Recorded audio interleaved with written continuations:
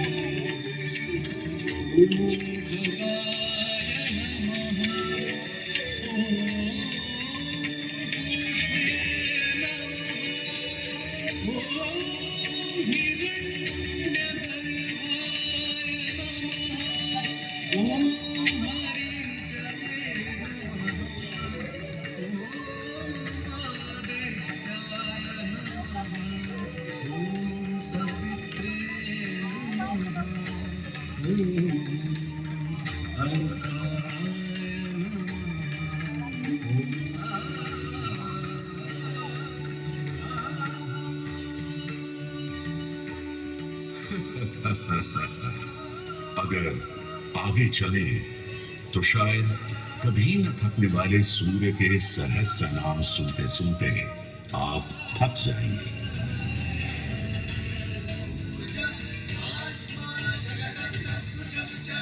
हमारी सभ्यता के सबसे पुराने और आधारभूत ग्रंथ ऋग्वेद के पहले मंडल में ही सूर्य का बखान करती है ऋचाएं, और सूर्य से मिली अग्नि से ही शुरू होती है ऋग्वेद की पहली ऋचा अग्नि, जो सूर्य के प्रकाश और ऊष्मा में थी।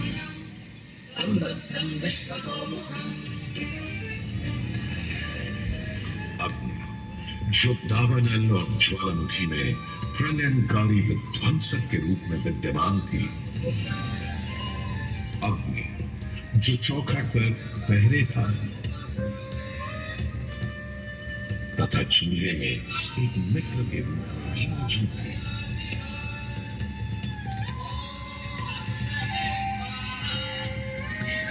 तभी तो भारत ही नहीं, पुरातन मिस्र में रा, दक्षिण अमेरिका में इंती, अफ्रीका में लीजा, फारस में अगी, चीन में झुराम, जापान में कालसूची और कोजन, तुर्की में अलान, यूनान में हेफेस्टोस हेलिकोस और रोमनों में वाल्केन और फीबस जैसे पौराणिक अग्नि स्वरूप देवों की कल्पना विद्यमान है।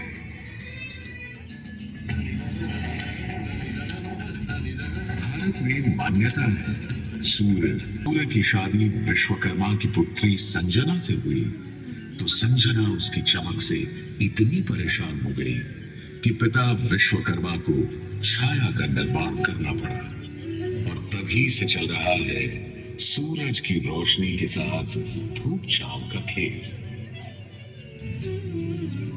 उन्होंने सूर्य के कुछ टुकड़े काटकर उसी से गढ़ दिए थे भगवान विष्णु का चक्र, शिव का त्रिशूल, कुबेर की गदा और कार्तिकेय का भाला। इतना होने के बाद भी सूर्य बिना रुके अपने 7 श्वेत अश्वों के रथ पर आरूढ़ आकाश की परिक्रमा करता ही रहता है, करता ही रहता है।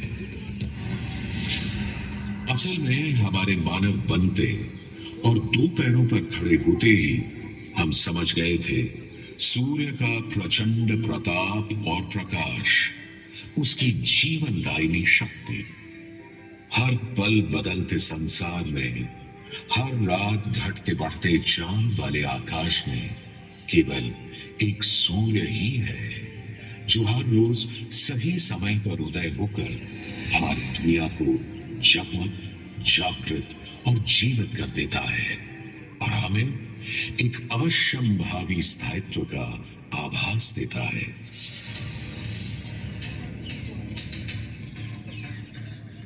सूर्य से ही तो हमारी फसलें, फल, पक हमें भोजन देते हैं। सूर्य से ही तो बादल और बारिश मिलती है। और सर्दियों में सूर्य जरा रूठा तो जीना दुर्लभ हो जाता है।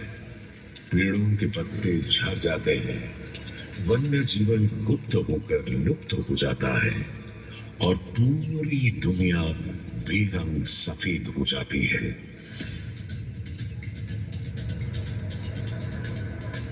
सूर्य ही तो सारे संसार को ऊष्मा, ऊर्जा और ओज से ओतप्रोत करता है।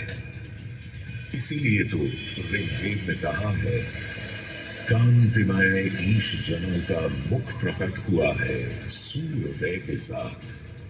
हे ईश्वर, इस आदित्य के उदय के साथ हमें अंधकार, दुर्भाग्य और पाप दोषों से भी बंधन मुक्त कर देना आज।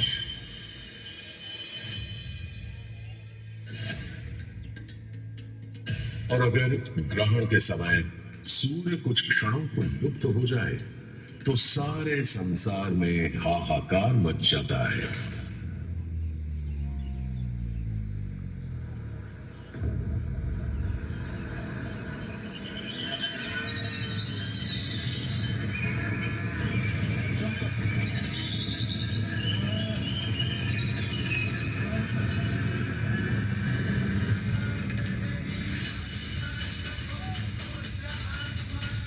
यह सूर्य के अनंत गुणों का प्रभाव ही तो है कि सारे संसार में आदिकाल से सूर्य की अर्चना, आराधना और सूर्य मंदिरों का निर्माण होता रहा है।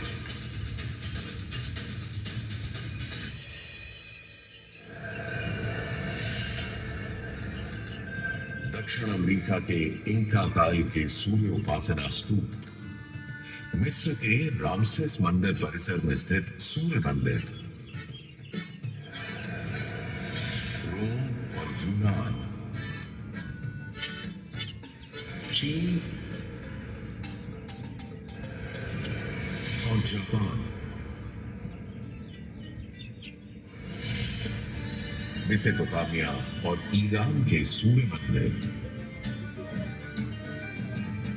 और भी दुनिया भर में न जाने कितनी सभ्यताओं ने अपनी अपनी तरह की सूर्य उपासना और मंदिर परिसर देखे हैं।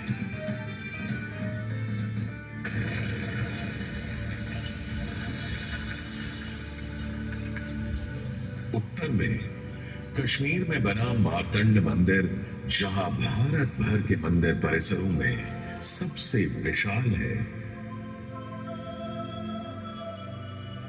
तो पूर्व में ओडिशा का कोणार्क मंदिर सबसे वैभवशाली, पूर्वोत्तर में असम और मणिपुर के सुंदर सूर्य मंदिर देखते बनते हैं, तो दक्षिण में तमिलनाडु, केरल, कर्नाटक आदि के सूर्य मंडप अपनी अलग छटा रखते हैं। उधर उत्तराखंड, उत्तर प्रदेश, बिहार, मध्य प्रदेश, हरियाणा और हिमाचल में भी सूर्य मंदिरों की हार माला सी बनी है।